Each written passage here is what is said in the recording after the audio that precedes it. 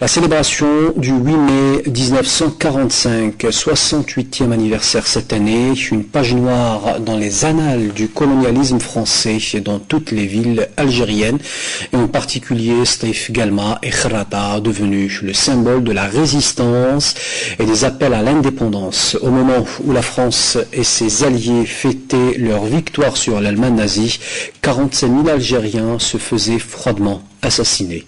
Rafik Hamidash. La défaite du Troisième Reich, la victoire des Alliés et l'Algérie qui retrouve le chemin de la contestation. Si en France et dans le monde entier, le 8 mai 1945, on célébrait la fin de la Seconde Guerre mondiale, en Algérie, c'est une journée ensanglantée qui est commémorée dans toutes les villes algériennes et en particulier à Sétif, Guelma et Khrata, devenu depuis ce jour-là le symbole de la résistance et des appels incessants à l'indépendance. Le 8 mai 1945 fut un mardi pas comme les autres. Des milliers de civils algériens désarmés ont été massacrés pour un seul tort, celui d'avoir demandé l'indépendance de leur pays. Pour la France, le 8 mai a été la fin d'une guerre, mais pour les Algériens qui ne venaient en ce jour qu'exprimer leur désir de liberté légitime, ce fut la fête dans l'atrocité de la colonisation et de l'impérialisme français. La France coloniale avait oublié ce jour-là que 150 000 Algériens s'étaient engagés pour contribuer à sa libération.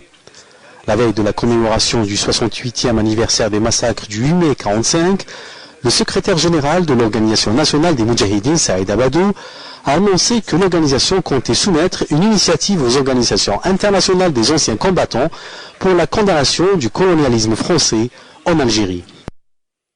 Sétif, un lieu phare de la commémoration des commémorations du 8 mai 1945, abrite plusieurs programmes riches, et avec nous pour nous en dire un peu plus, elle est sur place, notre collègue Nolhouda Bouzgaou, bonsoir.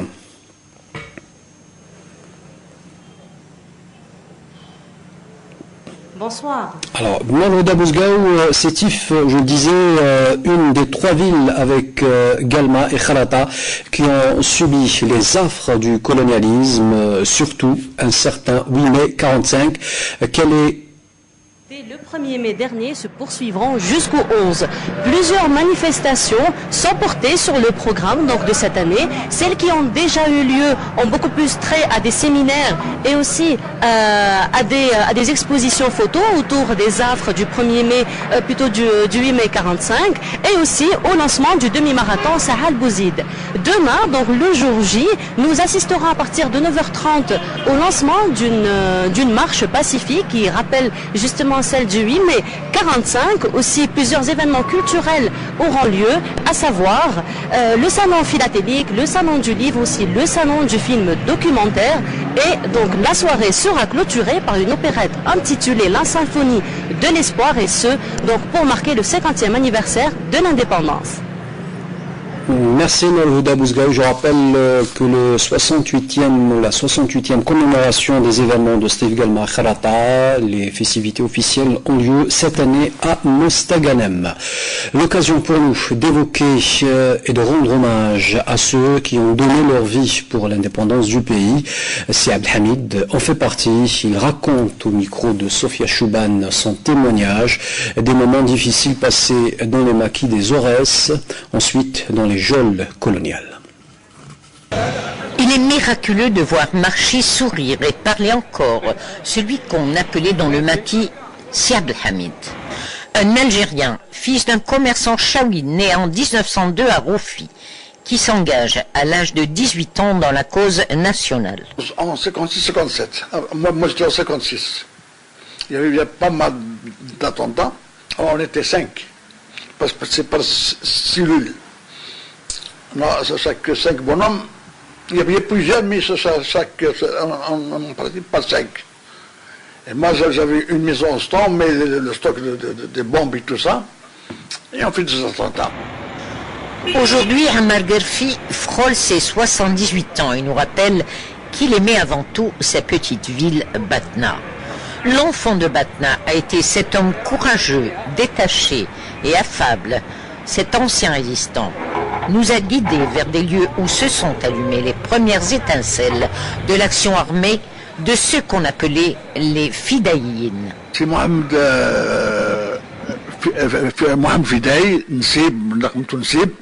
c'est lui qui m'a enrôlé dans le rôle Fidei. Et puis on a commencé à travailler ensemble. Et puis chacun a un groupe. On a un groupe, on a un groupe, j'étais responsable, on a travaillé ensemble, on a fait des entretiens ensemble. On a fait des pièges, des pièges d'Al-Fakha. On a fait le Fakha, on a fait une piège dans un stade militaire avec lui. J'étais commerçant, je vendais des légumes à côté du magasin de Si Abdelhamid Garfi. Il venait d'ailleurs s'approvisionner chez moi. Et c'est comme ça que notre relation est née. Contacté en 1956 par les commandos d'action urbaine, Si Abdelhamid entreprend dès lors une série d'attentats avec ses compagnons d'armes et ferme brusquement son petit commerce. Il est affecté dans la même année comme secrétaire de feu colonel Haj al-Khdar. Et en 1958, il part dans un convoi d'acheminement d'armes vers la Tunisie avec un groupe de 175 moudjahidines. J'ai fait peut-être 6 ou 7 j'ai fait la plaisante de Batna, la plaisante de Lombez, la plaisante de Constantine, la plaisante de Skikda et la plaisante de Sétif. Et puis ils nous ont envoyé, j'ai fait parce qu'ils m'ont condamné à 3 ans de prison avec l'autre.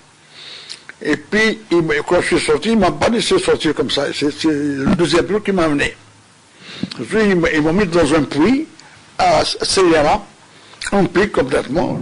Ammar Garfi, dit Si Abdelhamid, sera libéré en 1961 et reprend sa vie en main. Il décide, avec son frère, d'ouvrir en 1963 une librairie, puis commence son premier travail d'imprimeur et s'attire la sympathie des Aurésiens à partir de la parution des premiers bulletins de vote d'une Algérie indépendante.